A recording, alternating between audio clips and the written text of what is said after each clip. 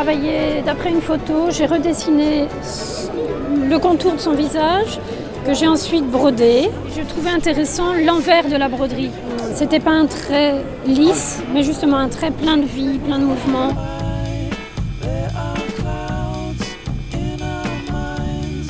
Donc j'expose en fait une série qui s'appelle Banque de France, qui est un projet qui a été réalisé dans l'ancienne Banque de France. Donc c'est toute une relation sur le temps, dans le bâtiment, sur le temps qui vieillit, qui va disparaître, qui va bientôt être détruit, et également sur le temps de la prise de vue avec l'appareil photographique.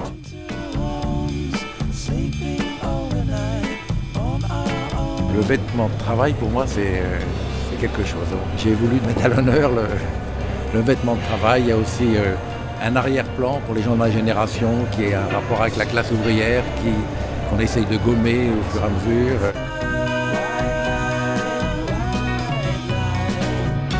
J'ai réalisé une série de bouquets photographiés sous exposition, un peu façon nature morte flamande, des fleurs qu'on trouve avant l'hiver. Il a déjà gelé. Et en général, il ne reste plus que des roses, des hortensias, des baies, des choses comme ça.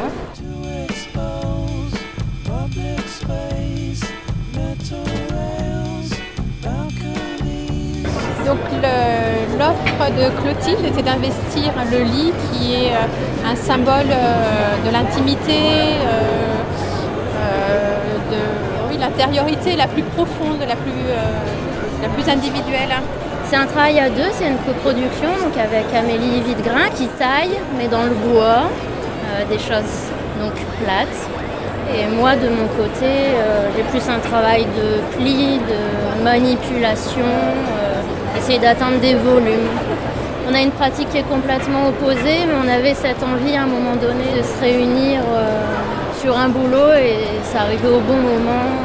Une bonne impulsion, une bonne occasion. On est un petit peu préservé par le propos même de l'inventaire, par l'espace du lit et puis nous, la résonance qu'on a choisi de donner à notre travail à un propos qui peut être interprété comme ça simplement pour le plaisir visuel ou qui peut inviter à chercher beaucoup plus loin dans la signification, entreapercevoir des formes, entreapercevoir un arbre de la connaissance.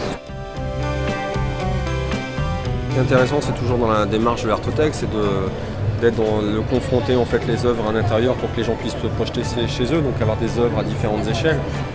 Ce qui est un peu difficile avec une certaine tendance de l'art contemporain, c'est de mettre ça comme si c'était dans un laboratoire, alors que c'est fait effectivement pour tous les jours. Le fait d'emprunter des œuvres a un côté proche de l'intimité, on se les approprie, on voit si on vit bien avec ces œuvres ou pas, et c'est assez personnel.